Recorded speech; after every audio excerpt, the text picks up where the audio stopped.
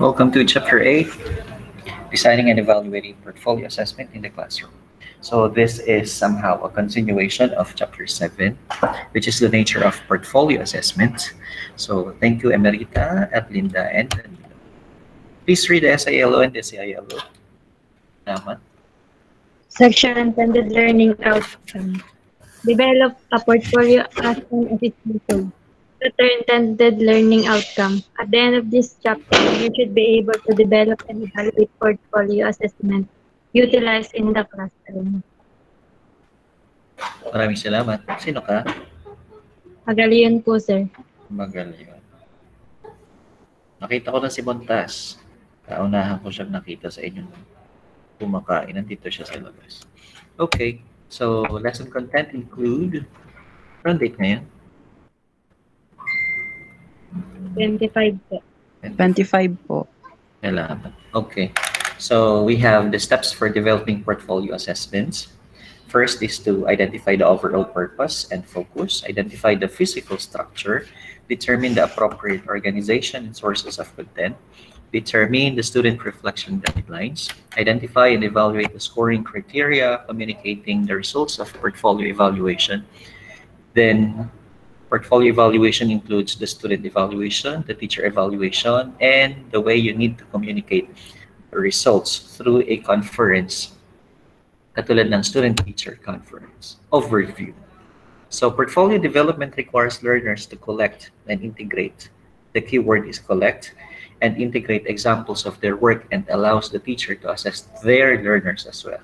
So this assessment tool provides opportunities for both the learners and teachers to better understand the educational process in a wider perspective. So this chapter will describe the processes of planning and implementing portfolio assessment in the classroom. The steps are aligned, of course, lagi with the teaching and learning assessment to the curriculum and the teaching and learning activities as well. Before we proceed with the first step, mag-review nga tayo ng mga pinag-aralan natin noong nakaraan. What have we covered last meeting?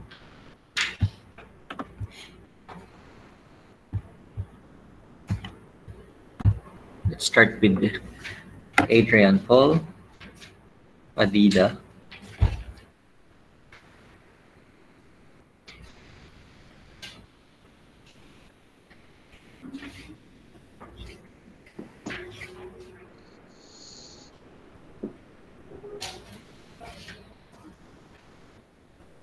Magsasalita ka, Danica? Yes. Wow. Okay. Ang natatandaan ko po ay ang portfolio po is collection of students' work na nagre-represent ang kanilang performance or ito po ay compiling academic works. Tapos po ang purpose po ay para malaman kung natutugunan ng mga students ang learning standards or other requirements po. Okay, thank you, Maradit. Alberto?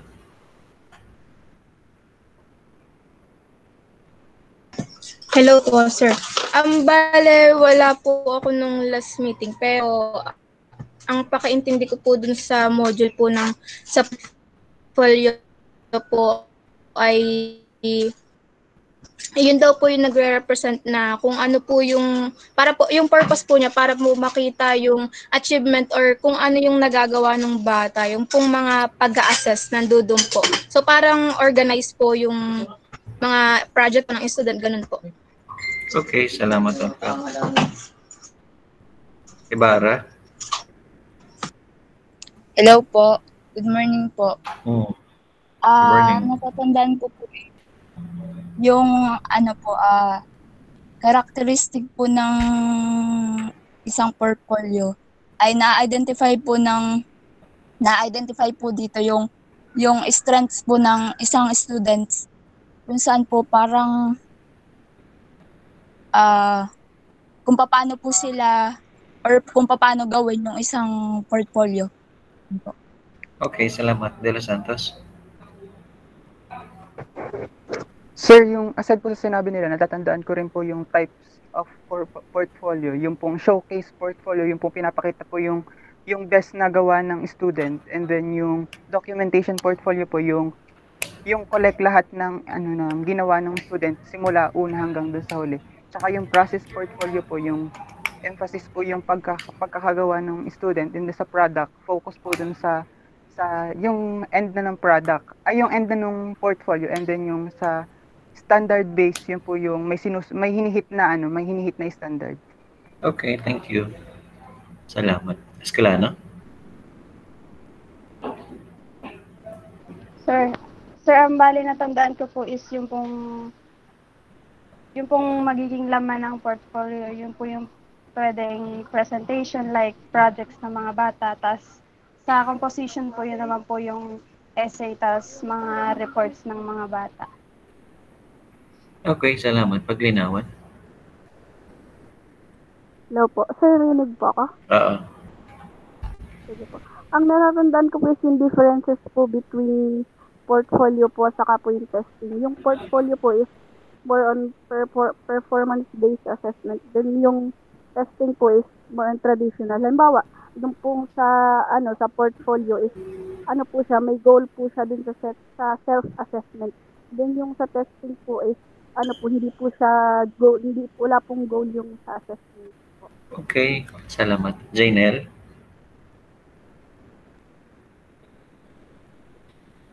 Sir, hello po. Sir, hello po ako. Sir, natatandaan ko lang po is yung yung element sa portfolio po. Yung nilalaman po ng isang portfolio. Ang nilalaman po ng is cover sheet, table of contents, work samples, dates ng mga ginawang mga sample works, then drafts, self-assessment, future goals, and yung mga other comments and assessment po. Thank you, Janelle. Pamera? Sir, good morning po. Sir, nung last na discussion po ninyo, wala po ako. Pero, bali po sa nabasa ko, kaya daw po ginagamit ang portfolio para daw po mabigyan daw ng ng pagkakataon ang mga students na malaman kung ano ba yung dapat nila yung learning nila. And then base rin po sa nabasa ko, para po malaman kumbaga yung portfolio po, isa po itong process para ma-determine din po yung level of achievement ng mga students, kung papaano ba sila natututo sa lesson. And then para daw po maintindihan din po ng students, nalalaman ng mga teacher kung papaano na iintindihan ng students, kung papaano po nakakapag-isip ang mga students, tapos kung paano sila mag-reasoning, kung paano rin po ma-organize at saka ma-investigate and communicate po yung as understanding ng bata.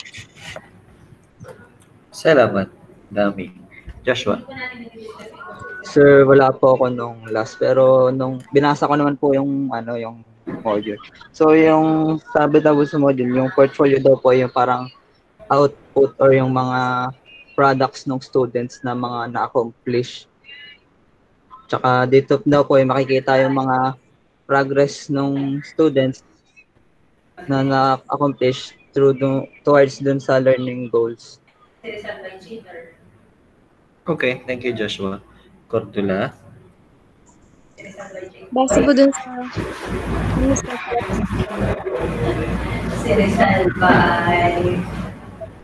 yung product and process. Yung product po, hard copy. Yung product. Sige, titignan natin kung anong klaseng lalaki si Rizal o kung anong klaseng makikibig siya. Salamat. Hindi ko naiintindihan Cordula, pero salamat. I know you're attempting. Kalabano? Ang naalala ko lang po dun sir ay bukod po dun sa meaning ng mismong portfolio at yung purpose, then yung 5 types, idadagdag ko na lang po yung difference po ng portfolio sa testing and practices. Di bale po sa portfolio, ang naalala ko po is kasama dun po yung collaboration ng mga students po na inaalaw po yung mga students na makipag-collaborate para makapaggawa ng gano'n ng portfolio. Then sa practice, testing and practices po is doon po yung parang wala na pong collaboration na individual na lang po talaga nila sasagutan yung kanilang yung assessment. Parang paper and pencil test po. Ganun. Okay, salamat Julius. Leila?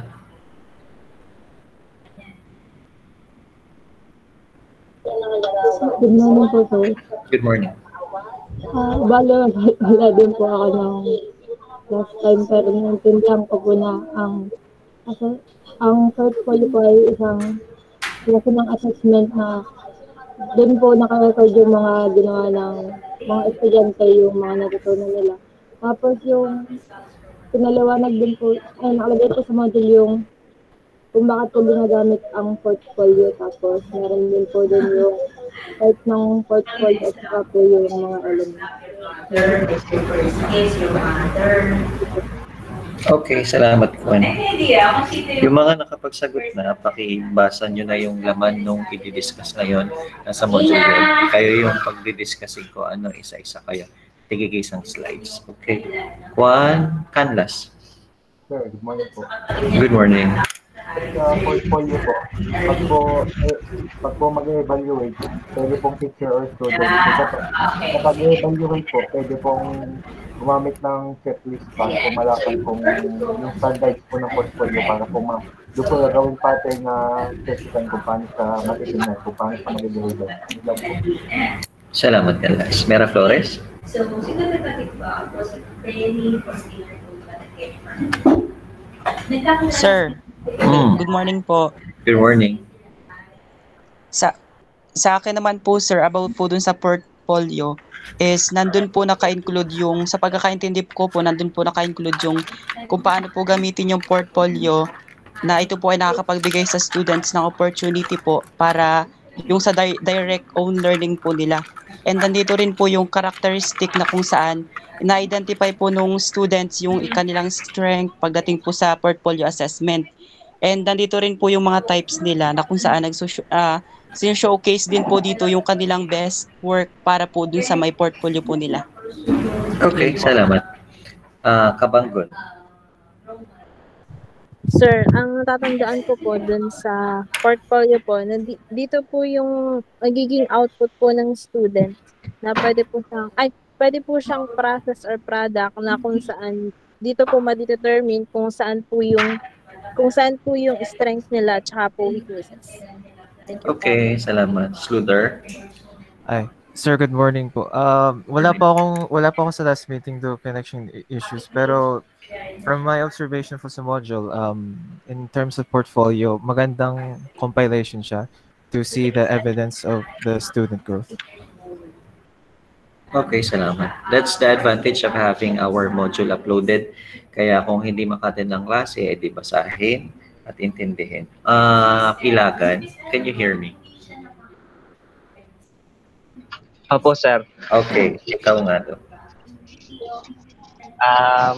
Ang pagkakatanda ko po, sir, sa last meeting do sa portfolio ay siya po ay collection po ng mga ng mga activities or works ng mga estudyante na kung saan makikita ng estudyante yung yung process po ng gawa nila. Halimbawa ay sa pre-test or sa unang kita.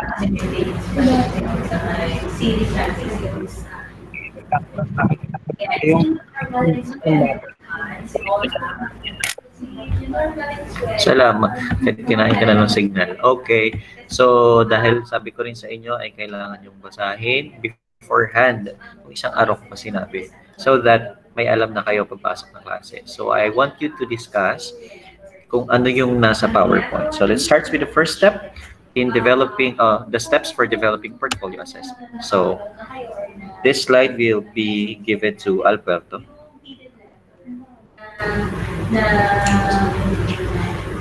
Hello po, sir. Good morning po. Good morning. A step for developing portfolio assessment. Designing a portfolio assessment requires some advanced and careful planning. So yun po, yung pong sa portfolio, sa pagdedesign ng portfolio, hindi lang siya basta magpapabasa or magpapagawa si teacher ng ganyan. dapat meron siyang careful planning na kung ano yung ilalagay mismo. Di ba po minsan ang mga portfolio, may mga title po siya. Kumbaga, una, isipin natin anong purpose, saan magpo-focus, ganyan. Yun po yung sa una. Then, it begin with a clear idea about the purpose of the assessment. Dapat may main topic or may main idea tayo kung ano talaga yung purpose ng assessment na yun para mas maging malinis tingnan yung portfolio ng bata. Then the following step provide a general direction for developing portfolio assessment. Thank you. Step 1. Ito yung sunod-sunod lang. So, thank you, Alberto. Una, identify overall purpose, identify the physical structure. Nabanggit ko na ito kanina. So, let's start with the first step. Ibarra. Hello po. Sa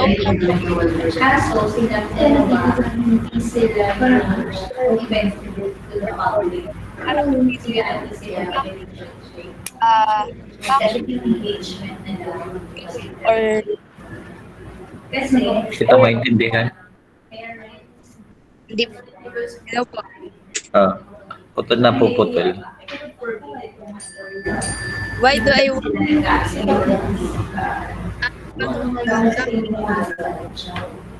sa pag-portfolio, bakit po gusto Okay.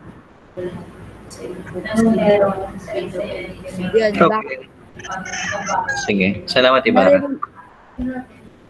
Yung ikalwa po ay what learning and curriculum will it serve? Parang matututunan ng isang estudyante doon sa magagawa ng portfolio. Okay, salamat. Mahalaga na alam mo bilang teacher kung bakit mo gusto o kung kailangan mo ba talaga ng portfolio. Meron ba itong tinatama ang learning targets or curriculum goals? Kung wala naman at trip mo lang, ay hindi pwedeng trip lang.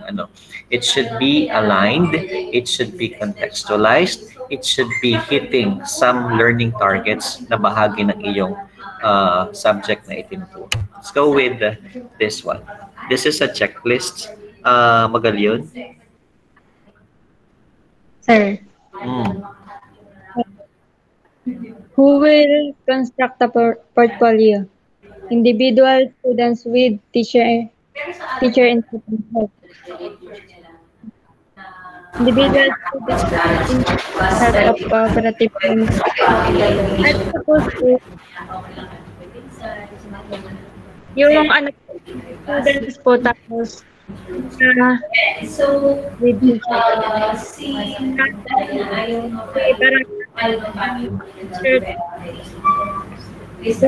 isa is individual students with input and help of cooperative group. Parang may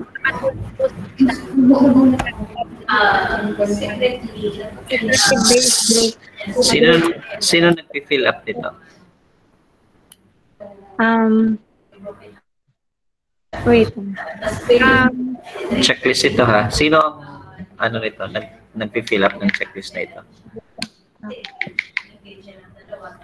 Sino ang tinatanong? Si teacher. Yan, tama. Salamat. So, si teacher magde-decide sino ba ang gagawa ng portfolio. Isa-isa ba yung estudyante na may teacher input at may tulong? O individual yung students with input and help galing sa ibang learning groups? O kaya naman ay hindi siya individual at grouping siya. It's a whole group work and individual members work joined together with teacher input and help. Okay, thank you.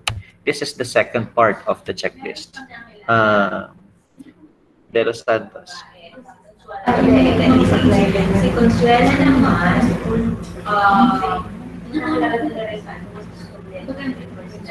What type of portfolio do you want to use? Ayun, yung kanina po, di ba? Sinabi ko yung mga type ng portfolio. May mga sinusunod din doon na na kung ano ba yung pinili ng teacher na gagawin, yun dapat yung magiging magiging format ba ng isang portfolio. Tapos what are the purposes and objectives of the portfolio? Yung mga naka-align doon kung ano ba yung magiging objective ng portfolio mo tsaka yung mga purposes. Tsaka what categories of work sample should go into the portfolio. Ano yung mga di ba may mga part na, halimbawa, yung category na yun, ano ba yung dapat na output na nandun, tapos yung, bali may mga hanay-hanay po siya, bawat dun sa portfolio na ganun. Okay, salamat. Ang dinidiscuss natin ay checklist para malaman natin ang overall purpose and focus kung bakit nagpapa-portfolio si teacher. Si teacher ang nag-fill up nito. This is some form of measure para makita natin na may alignment at may nahihit na learning outcomes. Let's go with, I think this is the last part of the checklist. Plumera?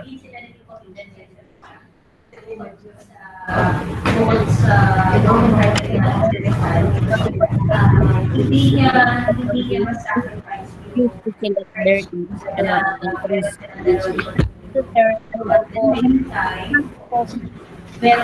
malaki po daw ba na yan po ng tamang criteria or parang sa rubric sir paano mabibigyan ng tamang criteria yung bata. Okay, tapos na? Ay, number 6, sir. Who will develop the rubrics to assess and evaluate the portfolios? Pero sir, kapag sinabi daw na may criteria, ibig sabihin po, di ba, kailangan rubrics. So, sino daw po ang develop ng rubrics? And, palagi po faculty, sir. Okay, sa point of view mo, pwedeng faculty.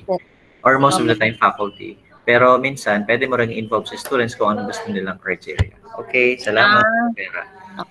Okay, next statements. Delgado. Tapos, ginawa kanya ulit. So, yung identify na purpose po. Ito overall purpose. Tapos nagpakilala siya. Portfolios may be used to assess understanding, but the ideal for assessing product skills and reasoning targets.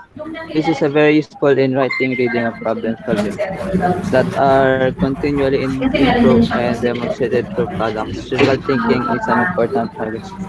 So, sabi po dito, portfolios daw po ay isang way to assess the understanding but ideal assessing product.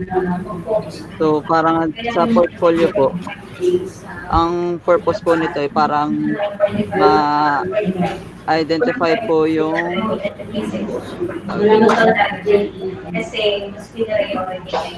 pinakang dito. Huwag kang susuko, ha? Mag-isip ka. Sige po, sir.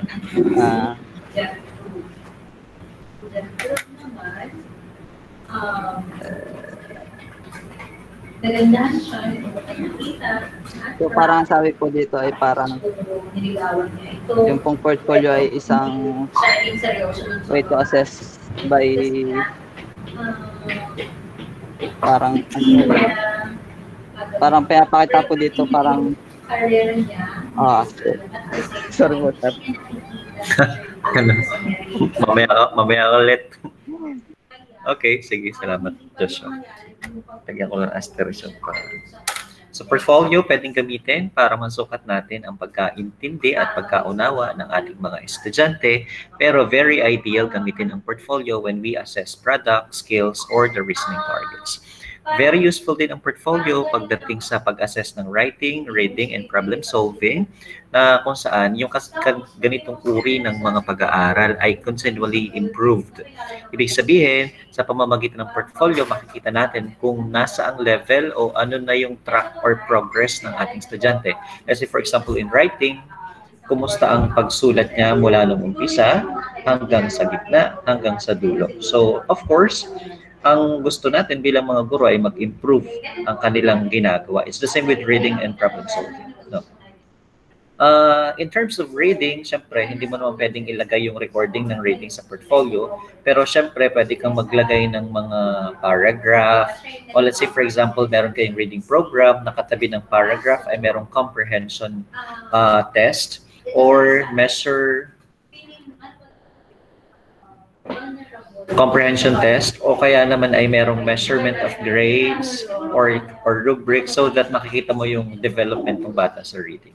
Okay? As well as problem solving when it comes to mathematics. And critical thinking is a very important target. No? Kaya most of the time, let's say for example, when the student is making a reflection out of the project or out of the activity that he or she done, because of that reflection, nakakapag-critical think ang bata kung ano ba ang importansya. Hindi lang critical thinking, at the same time, we are touching the affective domain of learning of our students. Let's go with the next. Canlas. Sir. Wait lang.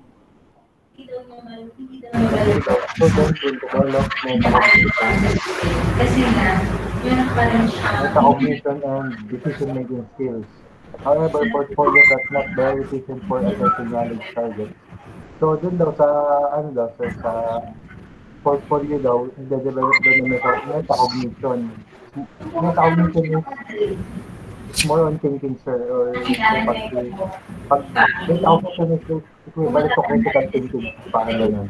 Okay. So, pero, portfolios are not very efficient for assessing knowledge targets. So, kumbaga sa portfolio lamang is scope. Kumbaga parang pagsasama-samahin ng yung mga nagawa or gagawin po, pero hindi po siya. So, kumbaga, hindi knowledge target. Okay, maraming salamat. Yung metacognition is thinking about learning or learning about learning. Ito yung ang may malaking ambag sa metacognition is the way a student reflects.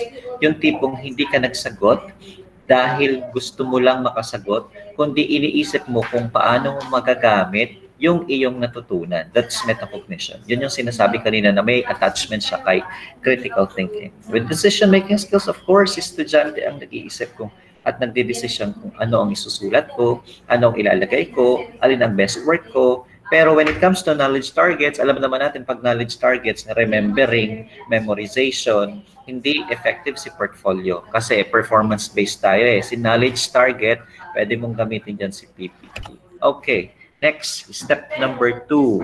Kalabano. Ito na po yung identify the physical structure, kumbaga yung pinakang output na kung ano yung itsura niya. Then una is what it will look like, kung ano yung magiging itsura ng output yung gagawin ng students. Then where will the student place the outputs, kung saan nila ilalagay yung kanilang ginawa, kunwari sa course. Dito sa pang-apat,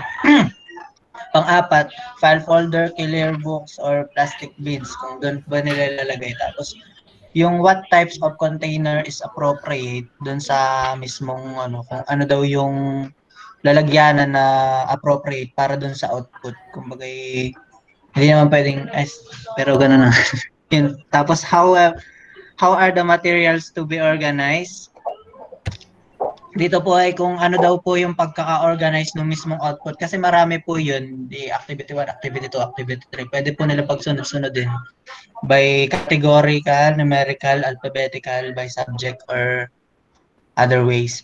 Then, where can students store the portfolios for easy access? Kung paano daw nila i-store yun ng mas madaling paraan. Pwede ba sa basurahan ang ilagay? Hindi po pwedeng ipasa ang basurahan. Hindi po pwede. Okay, saan po ilalagay? Ilagay sa basurahan lahat ng out. Okay, this is the physical structure. Mahalaga ba ang physical structure? Yes po, sir. Yes, sir. Mahalaga. Bakit? Opo. Ano mas mahalaga? Content or physical structure? Lumera ka, no? Sir, pareho po na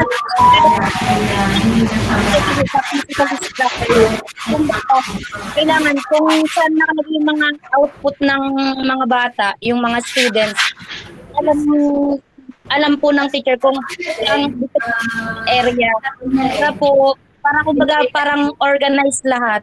Kasi po sir, yung content naman po, mahalaga po kasi yun po yung mga nilalaman eh. Kaya nandun po na yung evaluation ng mga bata, kung ano yung knowledge nila, kung ano ba yung dapat pa nilang matutunan, kung ano ba yung dapat nilang mapag-aralan pa. Kumbaga sa content po, nakapaloob po dun lahat. Sir. Mm. Para sa akin naman po, mas mahalaga po talaga yung kumbaga dun sa basehan ng dalawa ay yung physical structure po. Kasi dun po nakikita yung organized po na work. Kasi kung maganda naman po yung content mo tapos sabog-sabog naman po yung pagkakagawa ay hindi po masyadong mare-recognize. Sabog. Okay. Lang po. Yung po sir, yung po mas, kumbaga sa akin, mas mahalaga po sir, balance po sila. Balance. Kanlas na. Okay. Kasi po, sabihin natin physical structure sir. Maganda ang physical structure mo, pangit naman yung content, wala rin po maintindihan. So, other side naman po, maganda nga po yung content mo, so pangit naman po tingnan ng structure, wala rin pong sense. So, mahihirapan lang po. Kaya kailangan po is balance. Okay. Salamat. Balance. I agree with the balance. Mahalaga ang content, tama yan. Mahalaga din naman ang physical structure, tama rin yan. Pero when it comes to grading, in terms of your rubrics, kailangan balansehin mo si teacher ha. Hindi pwedeng magkapantay yung content sa physical structure. Bagaman malaki ang ambag ng physical structure, pero we dwell much when it comes to grading kapag tayo ay check ay di mas mataas si content. No? Pero mahalaga din talaga ang physical structure. Kumbaga sa tao, magandang babae pero mabaho, madungis, hindi naliligo, di ba? Physical structure is very, very important. Okay, thank you. Let's go with step number 3. Sino kaya? Si Mera Flores.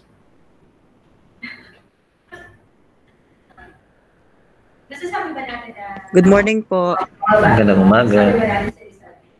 So dito po sa determine the appropriate organization and the source of content. So dito naman po, content of portfolio consists of entries, student product, and activities records. So dito naman po sa pagdetermine po nung source ng content or organize po nung nilalaman ng mismong portfolio, dito naman po madidetermine kung ano po yung ginawa nung student, like yung mga activities, na kung saan ito po ay naka-include, naka-record po dun, base po dun sa ginawa ng student. And which provides assessment information about the content and process identified in the decisions to be assessed. So dito naman po, nakakapag-provide po ng kung paano assess based po dun sa information ng content na kung saan mas napaprocess po ng tama yung yung dimension po nung pag-assess dun sa mismong portfolio po ng students. Okay, maraming salamat. May kadugsong yan dito eh. Yeah. Organization and sources of content is very important. Saan sila kukuha? Ano nila i-organize? Kuan?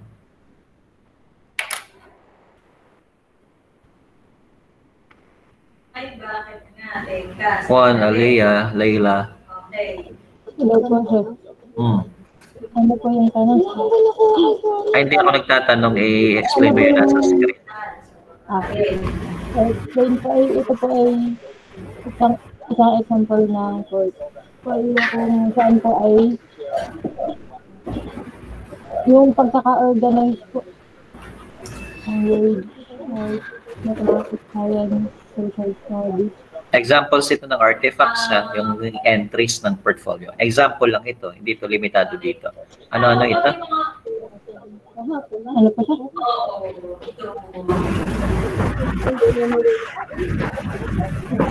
How about yung mga ano natin? Ano itong example?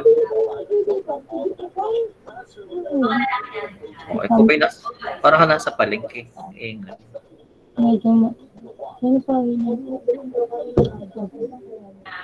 Okay, so i-mute mo na yung mic mo.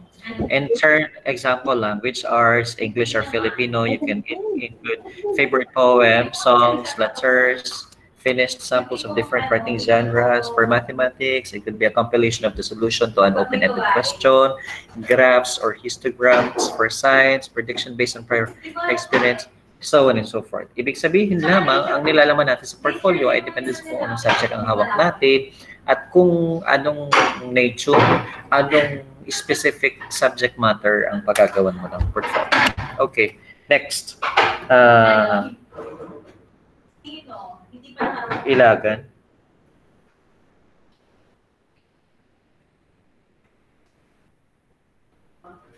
Yes, sir. Number 3, determine the appropriate organization and sources of content.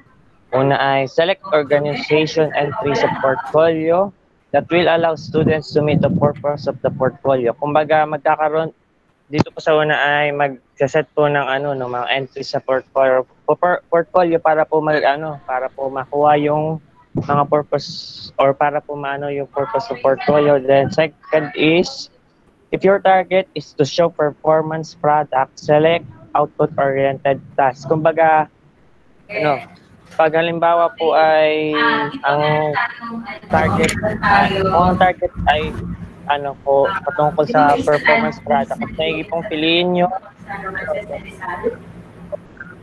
sa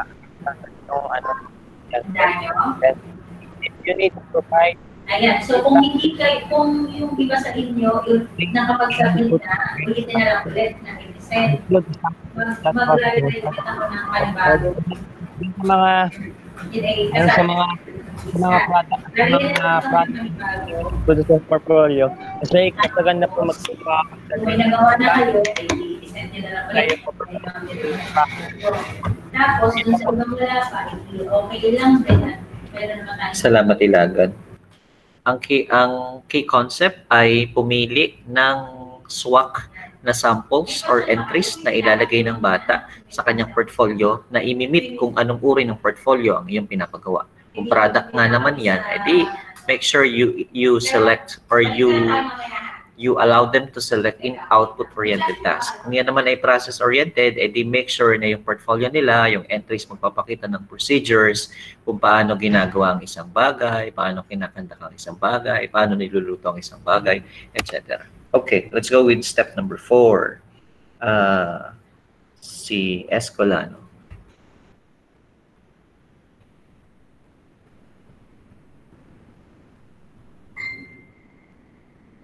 Sir.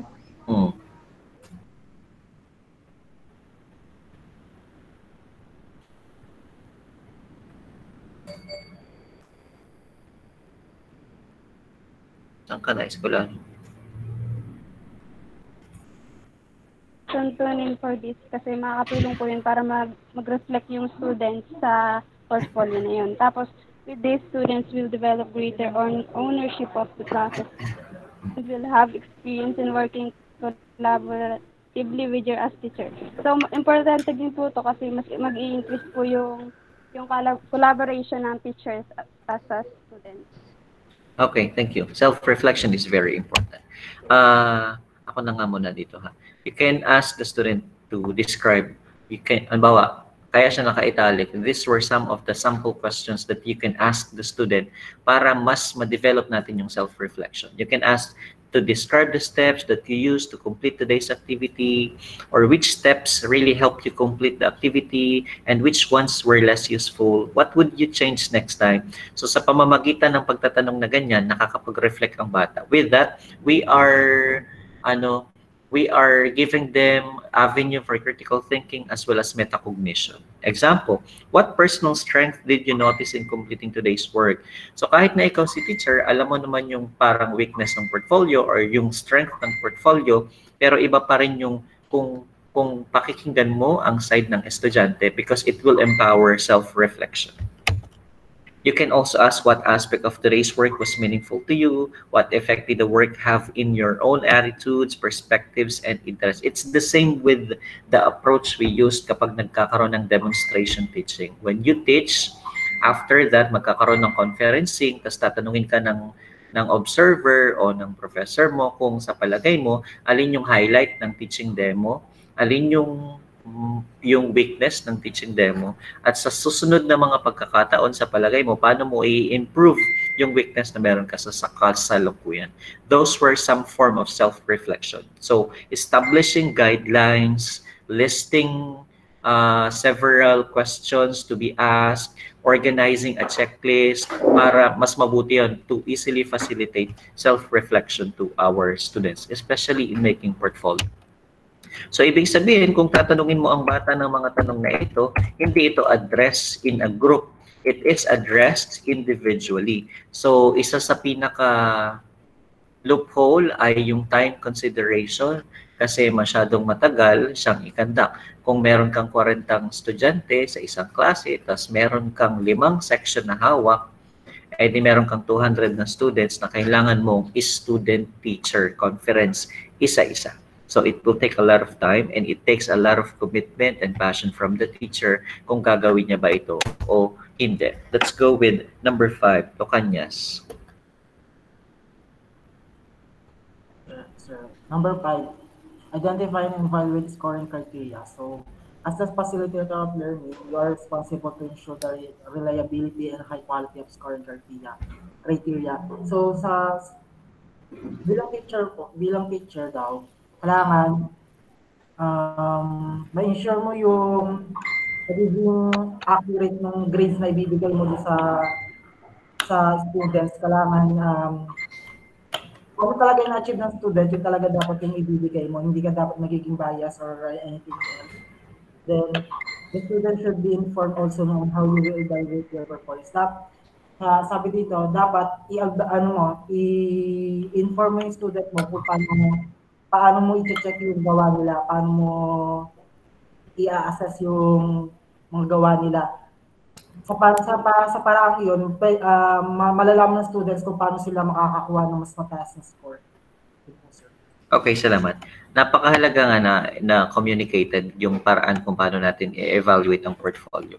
Kasi baka mamaya, itong mga bata ay nilagyan ng kung ano-anong disenyo, makulay na makulay, pag binuklat mo ay natunog. Pero sa scoring naman, wala naman pala siyang pointing. Wala naman siyang point na makukuha.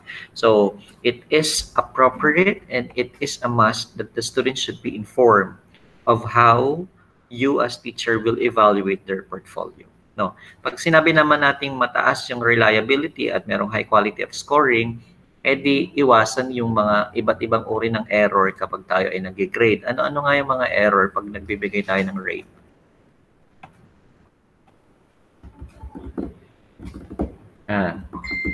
Yung pong may mataas, hindi pa. Ang tawag doon, yung pirming mataas, pirming mababa, pirming nasa gitna. Yung binabago ang rubrics para tumama lang doon sa pinerform ng bata. Anong tawag doon sa mga error na yun? Sir, yung pong may mga halo. May bias po ba? Okay. May halo, di ba? May halo effect. May rater drift. May ano nga ba yun? Median error, yung lagi nasa gitna. Nakalimutan ko yung lagi mataas. Ano nga yung pag lagi mataas? Ganyan si Adam. Ano tawag?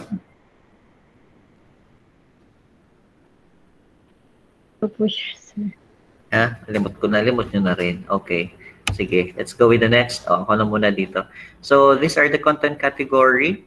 Pwede itong gamitin. Ito yung part ng rating form. Pwedeng ganito ang itsura sa problem solving, sa estimation, nag-submit ba, o kaya naman pwede mong ilagay na mismo yung grade doon. No? Parang yung tawag doon, prospectus din nyo sa college, may blanco nilalagyan ng grado. So, to be completed by the student, kailan siya nag-submit, what does this problem say about you as a problem solver? So, reflection yun. What do you like best about how you solve in this problem? Reflection din yun. How will you improve your problem solving skill on the next problem? That's setting future goals for the students.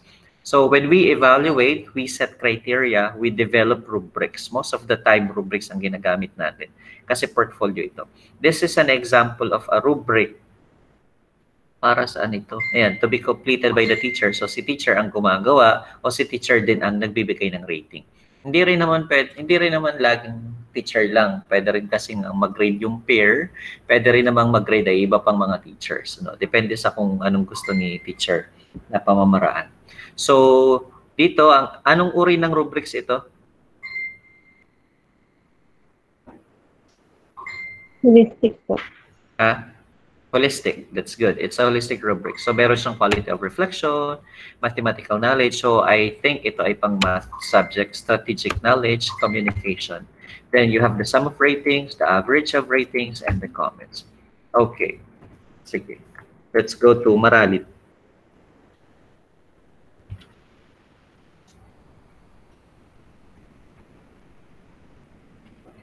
Maralit, Danica.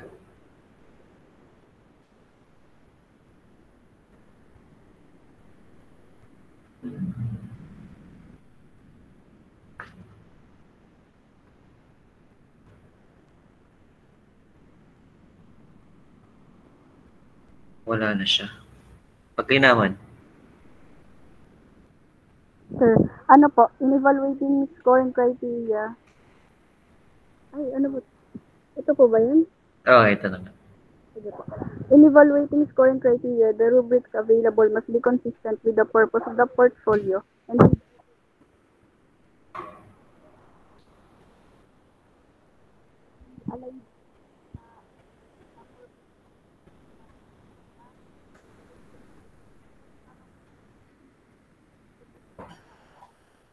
Natakloban mo yata yung mic. ayun po, kumbaga parang ano po sir. Dapat po consistent po siya dun sa sa purpose ng portfolio. Kailangan din po align din po siya dun sa curriculum framework para po yung ma-meet po yung target na nakaset po dun. Okay, salamat. The keyword is alignment. Okay, let's go with the next. Step 6, Sluder. Hi. Hello po, sir. Rinig po ako. Okay, so number 6, communicate the results of portfolio evaluation. So conduct a conference with each student to review its content, students' reflection, and assessment of the individual output. So ang sabi dito is with each student, you need to talk or discuss with them or review anong content ng portfolio nila, tapos their reflections and their output. Okay, thank you. Ito yung binabanggit kanina, it takes a lot of time, but it is part of our responsibility. Okay, next, let's go with portfolio evaluation. So you ask the students, student evaluation ito. Kabanggon. Sir, dito po sa student evaluation, parang dito po pumapasok yung magtatanong ka doon sa mga student nitong mga following question kung why did you select this piece of writing? Why did you learn from the selection niya? Parang iaano mo po sila, parang iso-survey mo po. Yan. Okay, thank you. So ito yung mga tanong, self-reflection. And for teacher evaluation, Maralit, nandito ka na baga? Gordula.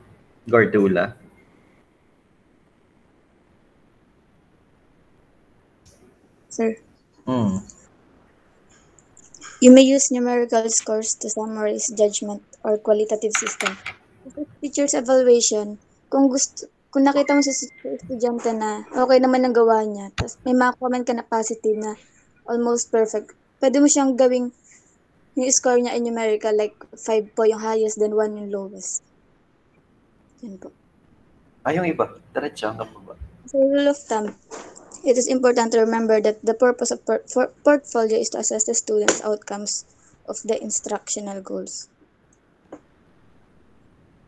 So sa pag-i-score sa output ng students. So sa portfolio pa lang, purpose ng teacher dito ay yung pag-rate or pag-i-score sa output ng students.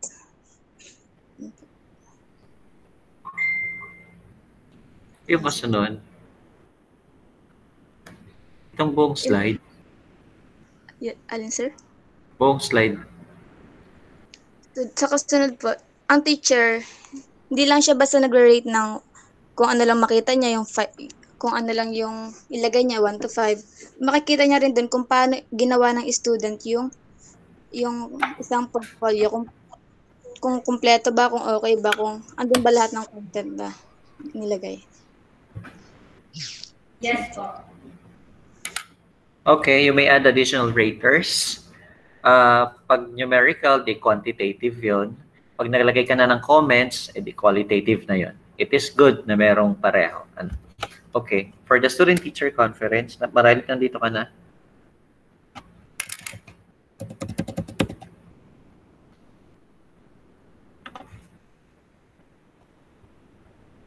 Mendoza. Sir, Hmm.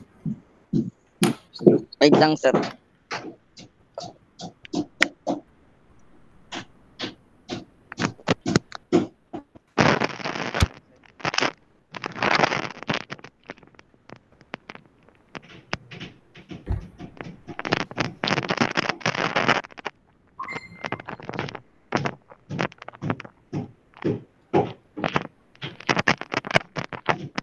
Ang ginagawa mo?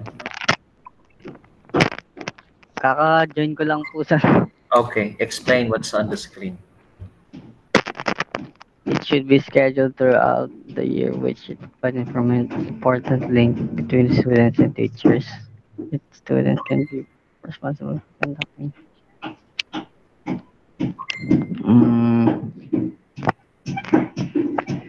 Dapat po yung conducting the conference.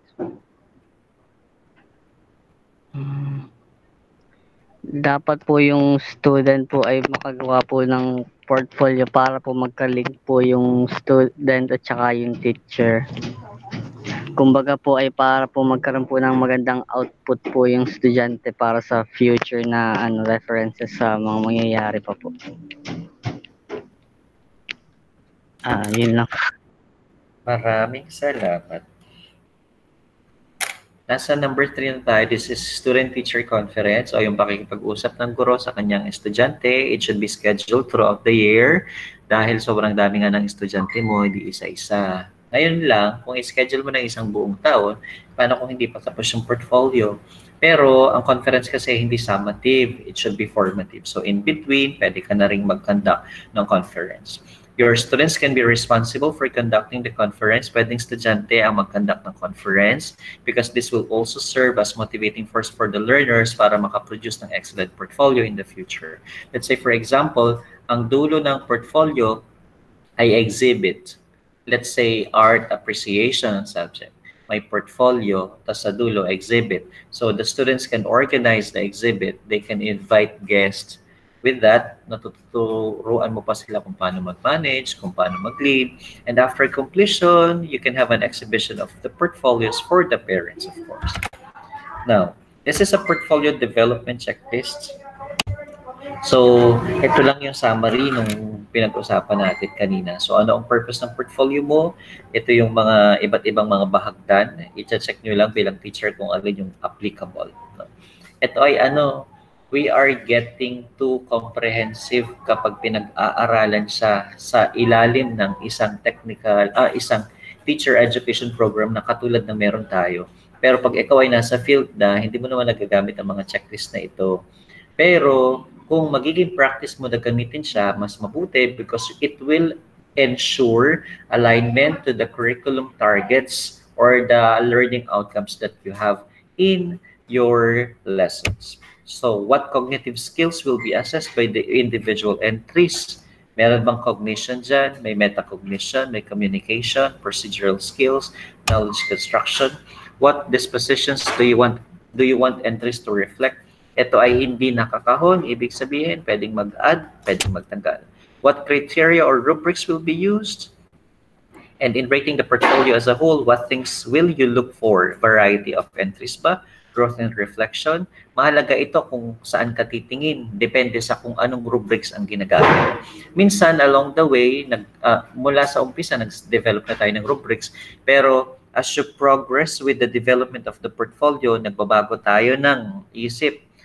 Kung itinatama natin kung ano yung medyo may mali sa rubrics na ginawa natin. Pwedeng palitan si rubrics kung may mali. Pero kung pinapalitan mo ang rubrics for the sake of maitama at maiakma siya sa kung anong ginagawang output ng bata, nakakakomit ka ng error which is rater drift. No, that is one error in giving grades, especially in utilizing rubrics. So what kind of scale will you construct to rate the overall portfolio, and how will you combine all your ratings into final grade? Who will be involved in the planning process? And what content categories are included in the portfolio? Will learners have a choice over content categories? Who decides what samples to include in each content area, and how many samples will be included in each area? Have you specified deadlines of the entries? Have you developed forms to rate and summarize ratings for all draft and final products? And what are your instructions on how work gets turned in and returned? Napakahalaga na ito ay maliwanag at napakahirap din naman kapag ang estudyante ay naliligaw, deadline na pala, hindi nila naiintindihan at hindi nila nauunawaan. No. Magkaroon din tayo ng magandang rulings and policies and guidelines na susundan natin when it comes to implementing guidelines. Ano, napakahalaga kasi ang pagsiset ng pagsiset ng deadline, kahit na parang inilagay mo lang siya as a date at saka oras, malaki ang naituturo nito sa ating mga estudyante. No? Hitting deadlines, cramming, managing of time, managing of resources. So maraming naituturo yung time o yung deadline na binibigay natin. Minsan, mapansin nyo rin sa ugali ni teacher. Let's say, for example, nag-deadline ako ng ngayong araw, tapos nakiusap kayo, i-move ang deadline kinabukasan, tapos nakiusap kayo, na-move ulit ang deadline. Minsan, nakakopy siya effectively na pagdating ng panahon, pag nagbigay na ng deadline, ikaw bilang teacher, parang ay hindi, papayag yan kapag in-adjust natin. Napakahalaga kasi ng oras, wala tayong dapat sinasayang na oras. Kapag lumipas na siya, edi, hindi mo na maibabalik. Okay, so where will the portfolio be kept? This for the physical structure. Sino ang may access? Baka mamaya nakita mo dun sa likod ng klase mo, binubuklat na ng mga kaklase yung gawa ng isang estudyante. So make sure na naipaliwanag sa bata kung sino lang ang pwedeng umaccess sa mga portfolios. Who will plan, conduct, and attend the final conference? Minsan, let's practice yung data privacy. Minsan kasi sa likod ng high school classroom, may mga folders na may lamang portfolios ng mga estudyante. Tapos yung co-teacher mo na galing sa ibang classroom, papasok sa iyong classroom at makikipagkwentuhan, tapos nagbubuklat ng mga portfolio. No? Ipaliwanag din natin sa ating mga kasamahan na hindi ito magandang pag-uugali, no? Because of the data privacy. So who will plan, conduct, and attend the final conference? The learners, the teachers, the parents, and others. End of lesson. Question? Wala po. Wala. Tamad nyo talaga magtanong Laging walang tanong. Para nga naman tapos na. Okay, I will be discussing the module. Ang module ay nasa G-class na. Hindi nahuhuli ang module na yan. Bago pa mag-discuss, may module na.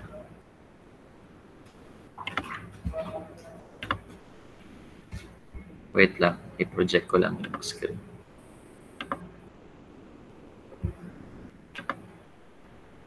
Can you see it?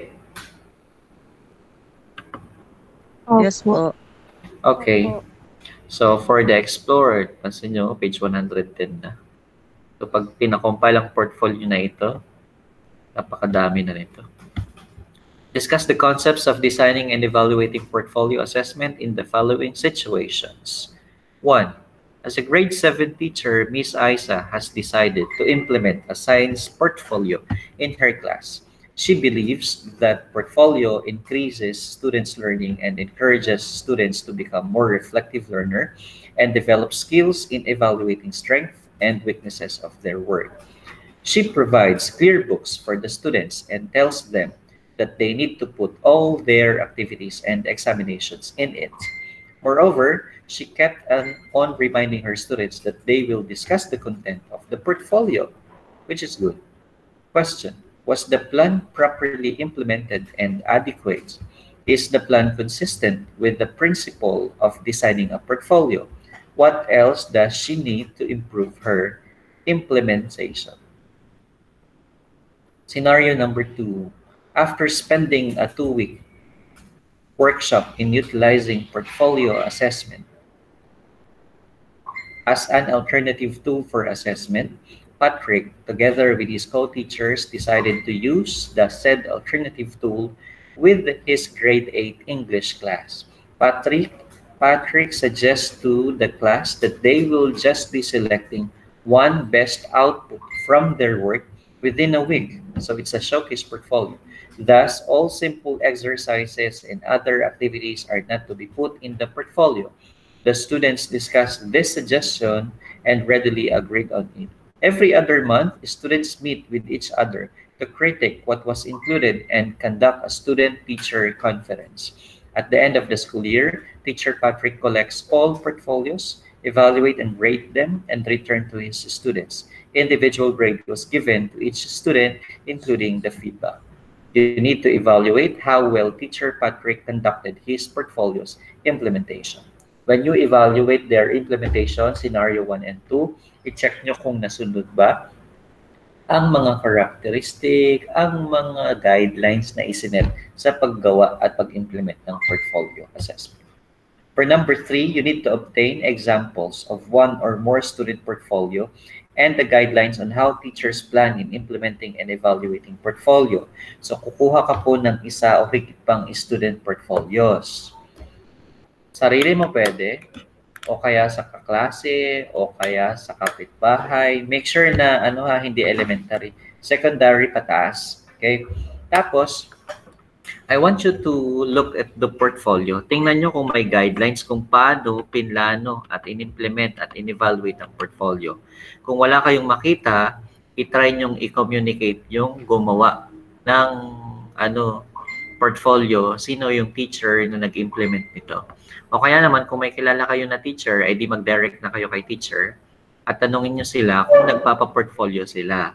At kung nagpapa-portfolio sila, i-check nyo yung guidelines na ginagamit ni ma'am o ni sir sa pagplano, sa pag-implement, at sa pag-evaluate ng portfolio. So what you need to do is to review and evaluate the portfolio work using the assessment criteria provided by the teacher. Analyze the components, the implementation of portfolio program, and its strength and limitations. As a proof, attach a photocopy of the cover sheet of portfolio being evaluated. So, wala naman akong masyadong pakialam sa kung paano nyo in-evaluate yung paraan ng pag-assess ng teacher. Ang gusto ko, you need to construct a graphic organizer that will represent your analysis. Yun namang yung graphic organizer na magpapakita ng analysis na ginawa ninyo. Next, matrix completion. This is the last part. So, interview a secondary school teacher. Identify the learning targets that will be appropriate and indicate classroom activities and its corresponding assessment tasks and portfolio evidences that the teacher utilized and use the template. So, anong grade level ni ma'am o ni sir? Anong topic ang may pa-portfolio si ma'am? At anong performance standards sa curriculum guide ang tinatamaan nito?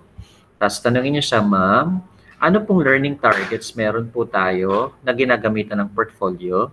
Ano pong ginagawa ng bata sa loob ng classroom? At ano po yung assessment task para ma-measure? Tapos, ano po yung nakukuha yung ebidensya na ilalagay sa portfolio? So, meron ditong 1, 2, 3, 4. Hindi naman ibig sabihin ay 4 na teacher. Pwede kasing isang teacher na nag-hit ang portfolio niya in 4 learning targets, edi you just identify them all. Maging magalas sa pakikipag-usap sa mga guro. Attach photo evidences of your cooperating teacher during the process of mentoring on you. Actually, ito kasing activity na ito ay para sa may field study kasi kayo dapat this semester, di ba? Pero natigil at i-offer next sem dahil sa pandemya. So instead of yung cooperating teacher sa field study, ang inyong i-interview, ang i-interview na ninyo ay di kung sino mang available na secondary school teacher na meron sa inyong paligid. Kung nanay mo, ay di mas madali. Kung ate, kung kuya. Okay. May tanong po ba? O, ma'am. Wala po. Okay. Napakagaling talaga mga umintindihan. Thank you so much. God bless you. And have a nice day. Thank you, sir. Thank you. Thank you. Thanks, sir. Thank you po. Thank you po.